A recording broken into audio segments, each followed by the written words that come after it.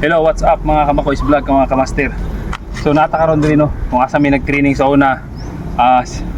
Mabalik na sa panahon na 2008, June 1. Dili, muna yung mag-trainingan. Pero, muna siya, papanawala. Sa legendary Akasya, hindi ka sa taas. Hindi makatap sa taba. Dili ka kaon. Pag di ka sa taas na diyan na gamit ng kamot, di ka kaon. Membro ka sa kwan, isimsik. Pero, kita ninyo, panahirit ko. Big strike. Yes. Ano ang problema ng buwan? Big strike. Mula kami ang nagkuha na nagpinta sa una, kami na class. So, dili may masaka sa una, oh. Kita ka na. Dili ka katapan na diya, taas, gamit ang PC. Dili ka kakaon.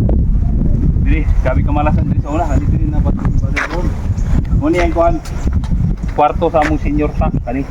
Si late Master Bilos, muna yung kwarto.